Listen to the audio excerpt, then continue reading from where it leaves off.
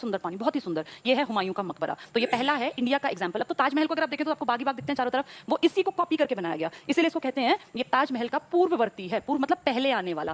ताजमहल आया उससे पहले ये आ चुका था। ताजमहल तो देख के इसी को बनाया गया है, इसकी कॉपी करके और थोड़ा बेहतर बना दिया ताजमहल को। तो ताजमहल का पूर्ववर्ती अगर पूछे कौन था ताजमहल से पहले, तो आप कहोगे हुमायूं का मकबरा। इसको किसने बनाया? मीरक मिर्जा गियास, जिसने ये सब डिजाइन किया ना, उसका नाम है मीरक मिर्जा गियास। ये आर्किटेक्ट है इन सब का। बहुत सुंदर साइट है, यूनेस्को की विश्व धरोहर सूची में शामिल है। पूरी दुनिया से, वर्ल्ड से लोग यहाँ घूमने आते हैं। दिल्ली में है ये हुमायूं का मकबरा। हुमायूं मर गया, पढ़ा लिखा था। हुमायूं का जीवन 15 साल ऐसे कटा और 47-48 साल में मर गया। और बचपन में अपनी किताब क्या लिखता, कितना ही पढ़ा लिखा था लेकिन अपने बारे में कुछ लिख नहीं पाया, कुछ नहीं लिखा इसने खास, इसको कहें कि आत्मकथा। इसके पिताजी 4 साल राज करके गए थे बस हुमायूं के, लेकिन तुजू के बाबरी लिख गए थे, जिसमें देखो लिखा था कि मुझे राणा सांगा ने बुलाया, दक्षिण भारत में एक राजा है कृष्णदेव राय, और इसने लिखा था कि गुरु नानक देव जी भी मेरे समकालीन है, मतलब जो भी लिखा। तो उसने किताब लिखी, इसने कुछ नहीं लिखा। इसने कुछ नहीं लिखा क्योंकि इसको टाइम ही नहीं मिला। इसको क्या पता था कि आते ही 6-7 महीने मर जाऊंगा। लिखता 2-4 साल टिकता तो, लेकिन अब नहीं लिखा। इसकी एक सौतेली बहन थी गुलबदन बेगम। गुलबदन बेगम।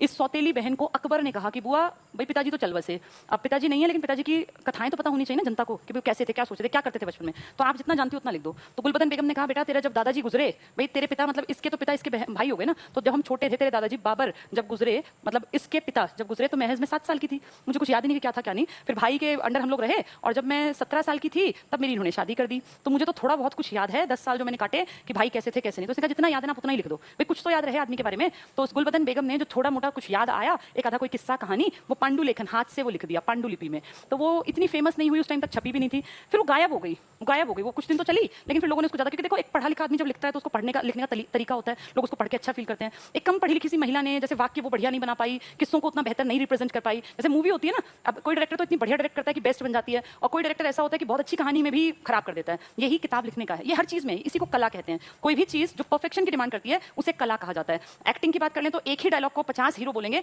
एक का अच्छा लगेगा, बाकी सबका एक्स्ट्रा मतलब लगेगा कि ओवर एक्टिंग है। देखा होगा ना इस तरह का, हर मूवी में आप लोग देख लेते हैं। तो ये यही बात होती है। इसने लिखा लेकिन वो ज्यादा खास पसंद नहीं किया गया। जैसे तैसे वो किताब ठीक है, धरोहर की एक पीढ़ी की, पीढ़ी दर पीढ़ी चलती गई। जब यहाँ 1857 की क्रांति हुई और अंग्रेजों ने हमारे देश पे अपना राज स्टार्ट कर दिया, तो यहाँ से पता ही नहीं चला हम लोगों को वो कब किताब ले गए। 1860 में वो किताब मिली, और उस किताब में 1860 में जो किताब मिली ये यहाँ से ले गए, क्योंकि 1857 की क्रांति के बाद तो हमें कुछ समझ ही नहीं थी ना। हम तो उस टाइम बिल्कुल अनपढ़ टाइप के लोग थे, आम जनता। राजाओं का इनका पुश्त पूरी खत्म हो गई थी। जो लास्ट बचा था उसको मांडले भेज दिया था, उसको वहाँ पे उसमें रंगून में। तो 1860 में ये किताब मिलती है और यहाँ से इसको सीधे पहुँचा दिया ब्रिटिश लाइब्रेरी में। देखो ब्रिटेन वाले कितने चालाक हैं, आज ये ब्रिटिश लाइब्रेरी में है। हमारी किताब हमारे देश में लिखी गई, हमारे देश के राजा जिसने राज किया उसके बारे में, लेकिन पढ़ी कहाँ जाती है? ब्रिटेन की लाइब्रेरी में। हमारे पास आज भी नहीं, आज़ादी के बाद अब तो कायदे से हमें दे देनी चाहिए, लेकिन आज भी ये वहीं पर है। हमारा कोहिनूर हीरा आज भी ब्रिटेन की महारानी के ताज में है। हमारी बहुत बढ़िया बढ़िया किताबें भी आज भी इनकी लाइब्रेरी में, जिनमें से एक एग्जांपल दिया, चाहे अच्छी ना हो लेकिन थी तो हमारी ओरिजिनल, कायदे से इंडिया को आजादी के बाद तो सौंप देनी चाहिए थी, लेकिन ओरिजिनल आज भी आपको उनकी लाइब्रेरी में मिलेगी। तो ये थी हुमायूं की कहानी, कैसे जन्मा।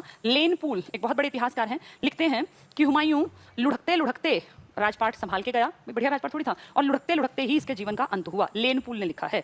अबुल फजल जो बाद में अकबर के समकालीन बनेंगे, उन्होंने लिखा अपनी किताब में कि जो अकबर के पिताजी हैं बाबर, ये ज्योतिष में बहुत ज्यादा अगाध श्रद्धा रखते थे। कई अच्छे राइटर्स थे इनके टाइम में, ये खुद भी बहुत अच्छे पढ़े लिखे राइटर होते अगर ये लिखने का मौका पाते, पर बहुत यंग एज में, जैसे 22 साल में राजपाट मिल गया, 10 साल मारकाट में निकल गए, कहाँ किताब लिखने। किताब लिखी जाती है उपलब्धियों की, इतिहास उपलब्धियों की गाथा है। इतिहास सिर्फ रोज रोज जीने से नहीं बनता, इतिहास बनता है जब आप कुछ अलग हटके करते हैं, कुछ अनोखा करते हैं, तभी तो इतिहास लिखा जाएगा। ऑटोबायोग्राफी हमेशा बड़े लोगों की तो चलती है। अब एक आम आदमी का मैंने अपनी बायोग्राफी लिखी, ऑटोबायोग्राफी तो कौन पढ़ेगा, क्योंकि तुमने कुछ अचीव ही नहीं किया। तो अगर एपीजे अब्दुल कलाम लिख रहे हैं तो हम पढ़ेंगे कि यार वो आदमी क्या था, क्या सोचता था, उसका बचपन कैसा था, उसने कैसा जवान टाइम में उसने क्या सोचा, वो कैसे प्रेसिडेंट तक पहुंचा, फिर वो और अच्छा कैसे बना, हम जानना चाहेंगे ना। तो इतिहास उपलब्धियों की दास्तान है। इतिहास सिर्फ ये नहीं कि आए मरे और चले गए, नहीं, इतिहास उपलब्धि की बात करता है। और क्योंकि हुमायूं की कोई बड़ी उपलब्धि है ही नहीं अगर हम देखें तो, ये तो पिताजी के 10 साल कट गए आराम से पिताजी के कारण, उसमें भी हमेशा लड़ाई झगड़े विद्रोह और ये सब चलता रहा। फिर 15 साल शरण में कट गए, 2 साल अमरकोट के राणा वीर साल के महल में, जहां की हमीदा बानो बेगम से शादी भी की और उन्हीं से इनके बेटे अकबर का जन्म हुआ। और फिर अगले 13 साल शाह, ईरान के शाह, फारस की खाड़ी के पास वाले। फिर वापसी में अगर ये ना मरता शेरशाह सूरी, तो हो सकता है वापस भी ना आ पाते।